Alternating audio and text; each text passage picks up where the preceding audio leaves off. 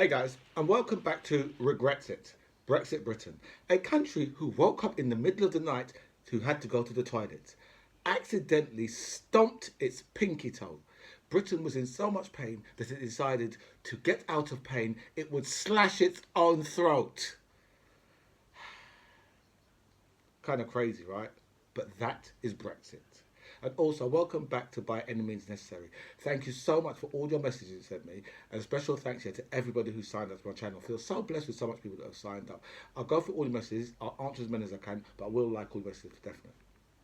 So, I don't know if you saw the interview with Oliver Dowden, who basically said that people are not interested, in how sleazy the government are. Right? People are more interested in what the government are doing for the country.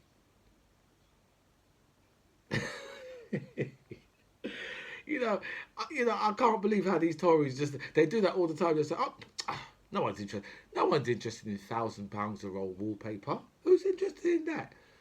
Who's interested that Jeffrey Cox has taken nearly £5 million as an MP, right? While he's being paid 82 grand a year." You have to wonder. You have to think to yourself, hold on. If someone's paying you, right? Like let's just use an example. Say someone's getting £500,000 a year, right, from their second job. These guys are really good, because it's their second job. Oh no, people are not really interested in that because, people are more interested in what we're doing for the country. They're not interested in our second jobs. Of course not.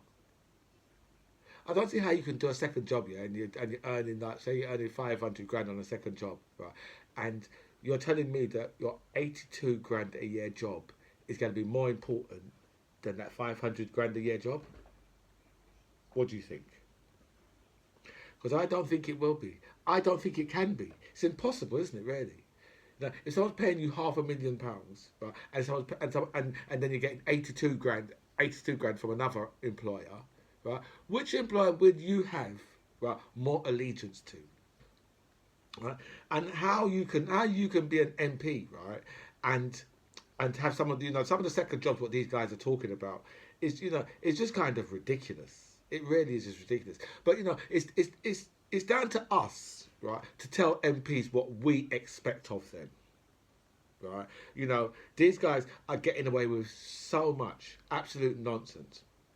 What you got to understand is this, right? Is each MP, right, cost us, right, £480,000 a year. That's just in standard stuff. Right. So these guys are basically, each MP is costing us £500,000 a year. Right? If you take away, right, the bad treatment, right, the dehumanization, the rape, right, the whipping and the chaining, right. This is a modern day slavery, because all that lot, right, they're all, as I said, all of them, right, the guys who are making the rules for us, right, all of them, right, every one of them cost us nearly £500,000 a year, each of them. And they're still complaining about their wages, but the whole package is worth about 480 grand a year, the whole package.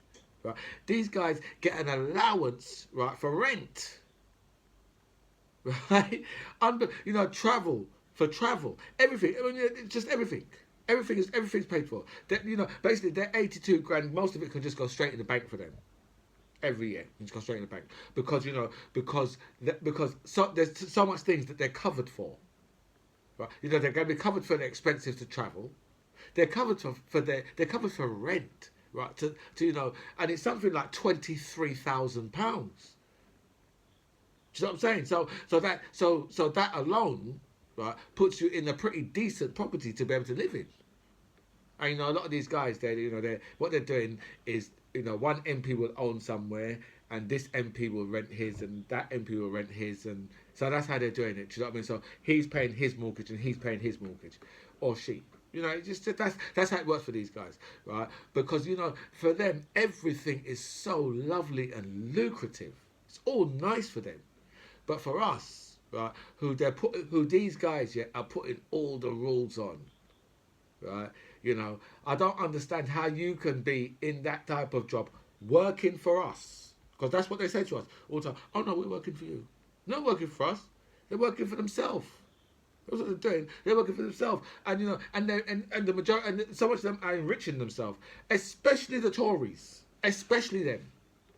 Right, when it comes down to, I guarantee you, I know a lot of the, I know a lot of the MPs got caught up in the expenses row. By the way, Jeremy Corbyn didn't, right? A lot of them got caught up in all the expenses row, right? And now, when you look at this situation now, right, with all these second jobs and all that, right, and they're trying to throw Labour into the mix as well. What about David Lammy doing a 3-hour show on LBC every Saturday?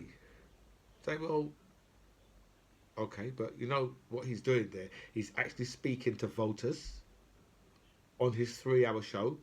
He's speaking to voters, right? He's not lobbying. He's speaking to voters, right? We've got a couple of of MPs that are GPs, right? Or some of them work in the in casualty, and they're trying to mix up all this. Quite simple, isn't it? Really, yeah. If your second job, right, as any way involves any type of lobbying, or actually the best way to go around, right, would just be say, you know what, if you employ an MP, right, you cannot apply for any government contracts. If you employ an MP, you can't apply for any government contracts. That would be another way around it. I guarantee they'd vote against that, right? And I think Labour's gonna put in some motions this week about second jobs and all that nonsense. Do you know what I mean? But I don't think it's going to go anywhere. I think they're just going to vote it down. Do you know what I mean? The Tories can vote it down anyway. So I think that's all that's going to happen is they're just going to vote it down. And then while at the same time, right, while taking £20 off the lowest earners in the country, these guys are doing jobs, right, where they are earning, right, 7-8 times the minimum wage on their second job. Right, more than they're earning for their MP salary. And the only reason why they can get that, right, because these guys were, it's because we are so good at what we do. Right? And if we wasn't MPs, then we'd be in the private sector making this money anyway. And no, you wouldn't. Right? The reason why these companies are prepared, right, to pay these guys this money, right, is simply because they're MPs. But anyway, so we had like a few people, we had 2 or 3 or 4 people die in our channel, this weekend just gone. And obviously it's a very, very sad situation for that type of thing to be going on in our channel. Do you know what I mean? It's really, but obviously I blame the government, because this is their fault for not processing people properly. That's all. Our borders aren't even here. Our borders for this country are actually in France for now, but that's where they are. Right? And they could process these people, but they want to put it all on the French at the moment. You've got Britain saying to the French, this is your problem. The French say no, it's your problem. In the same way, for the Irish border, same way, same situations going on right there. The EU saying to Britain saying to the EU, well, you have to deal with that border, and the EU saying no, you have to do it. Right, and I would say, something, out of everyone who has to deal with it, it needs to be Britain who has to deal with it, because we're the fucking arseholes who pulled ourselves out of the fucking EU, and we expect everybody to clear up our fucking mess after us. Right? If I was the EU, I'd just say, go and fuck off. You can piss off. I'm not clearing up no shit for you. You need to deal with that. Simple. Do you know what I mean? Right. But anyway, yes, as I was saying, these, we've got people dying in our channel, right? a very sad situation because our government, and if you've noticed, yeah, that Priti Patel, yeah, has been weakened by all this nonsense because all her big talk about this and about that, right, has got us nowhere. It's just got us, with absolutely much more people, coming over. But as I said to you, I said a long time ago, right, this is all of this is part of Brexit, right? If you wasn't foolish enough, right, to vote for something there that was going to do catastrophic harm to this country, right? The French wouldn't be, the French would have been, it'd be the same situation because remember all of these boat people, that situation started after Brexit. Okay, that's when it started, right? Because before 2016, none of this was going on, was it? We never had boat people coming over, did we? From before 2016, no, nothing like that, right? So if you people want to look for someone to blame, right, and I blame the fools who decided, actually we're going to vote for a Tory government, right? That is not in our own interest. Right? I blame you and I blame the Tories for these people, right? Because here's the thing, right? You people, right, have you've got a bomb or a bullet for every single one of them who are coming over, innit? You'd be prepared to bomb their countries back to the Stone Age, but give them shelter. Oh no way! They can't get shelter here. No, I mean why should they? Hmm?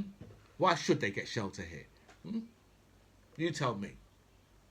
Is it because we're supposed to be a nice, decent, caring nation? We're supposed to be. Doesn't really play out like that. Doesn't really play out like that at all. Especially when you see people dying in our channel. It doesn't play out like that at all. And you know to yourself, yeah, you know something? These people, right, if you know how much money these people spend on the military, right, bombing countries back to the Stone Age, right, all of these people, right, most of these people wouldn't be even, if it wasn't for what we've done, most of these people wouldn't need to leave, right, where they're from. They wouldn't need to leave there, but they have to, right, because we, right, have gone and interfered, right, us, right, the West, right, have gone and interfered with all over the world, and then we wonder why people want to come in, and people, oh well, what do you want to come here for? Because what, yeah, because they can speak English. That's the reason why, right? It's a second language in most other countries, right? It's something what England has sold to the rest of the world, right? A lot of these people all over the world, yeah, they're watching British, American, and American TV. Probably the two biggest sold all over the world. British and American TV. Right? This is what we watch all the time. I don't know anything about Polish TV or German TV or Romanian TV. Right?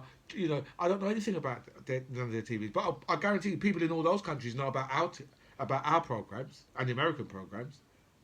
But you go to the Middle East. I guarantee you, they watch a lot of like American and British programs. So so they, and if they watch them in English as well, then they're picking up bits of the language there, and they might have learnt the language in school. But that's the reason why a lot of these people, right, are trying their hardest to get to this country. Because according to Nigel Farage, right, Nigel Farage thinks they're coming because they get like Nigel Farage describes it as a 4-star hotel room, right? And let me tell you, yeah, none of these guys get any 4-star hotel room anywhere. It doesn't happen. Right? But that's what Nigel Farage describes it as, a 4-star hotel room. Plus they get like dental care and £38 a week. Right? Well, I can guarantee you, yeah, where they're putting these migrants, yeah, they're putting them in things like that are shacks, right? They're not 4-star, nothing at all. Right? They might get £38 a week, but you have to say to yourself, could you live anywhere near 30? Right? Even if, right, you was living rent free, right, could you get on with £38 a week? Even if you was on your own, living by yourself, rent free, right? Would you would you be able to deal with just having £38 a week? Plus, obviously, plus you can get free dental care as well, right? So, you know, but most people yeah don't have to go to the dentist every year, or every week or every month, not even every year, or most people don't have to go to the dentist all the time. So, so we're just talking about £38 a week and a little shack to live in, right? So I don't understand how Nigel Farage can sell that, right? You know, we've been propping up regimes for years, right, that treat their people in a disgusting manner, right? You know, weaponizing people like Nigel Farage, right, with his nasty poster standing behind him, right? Weaponizing people like that, right? This is who this country is, right? And then we expect, oh, we're not going to help these people. So let's anyway, So I've got some Brexit now, yeah. So look, I don't know if you saw on one of the front of the papers it's something about Ireland leaving the EU, right? And then when you read into the story, yeah, these people's source, right, was the Ruffles, who's a guinea pig. Well, I said, look, I, all I know, yeah, is this was a massive story in one of the papers, yeah, and then when I looked at it, I thought, hold on a minute, but the person what has reported this is called Ruffles the guinea pig. What?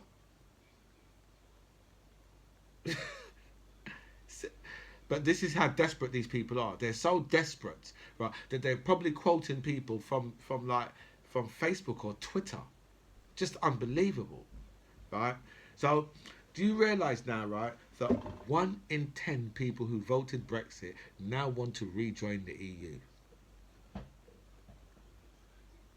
because they come to their stupid senses? 1 in 10 people.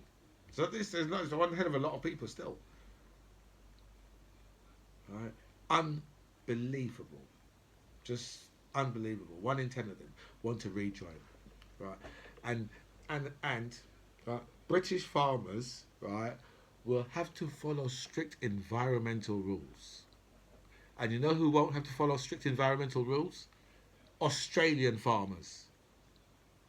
Because you see at COP26, right, how India and Chinese just waited to the last minute, right, and said, we're going to slow down. Right? We're not going to stop using coal. We're going to slow it down, though. Right? Where these guys wanted them to say, no, we're going to stop using. Just wait to the last minute and say, well, let's sign the treaty now. Right? But a lot of these guys, yeah, they're not really serious. They're not really serious about. They're not really serious about this, right? Because Britain, the deal that Britain is signing with Australia, right, means that the Australian farmers, yeah, are going to have a major advantage against the British farmers. Major advantage, right? Because they don't have to be as environmentally friendly as we do, so that gives them a major advantage over us straight away. So you see, the Australian Brexit deal, right? We've been kicked in the bollocks, right? And the New Zealand deal. Although the New Zealanders was far too nice to kick us in the bollocks, they just decided to side kick us up the backside because they're just far too nice to want to crush it. And you can imagine if we went for a deal with the Americans, because the Americans will just be like, well, you know what, the NHS is part of this, okay, and that'd be it, done.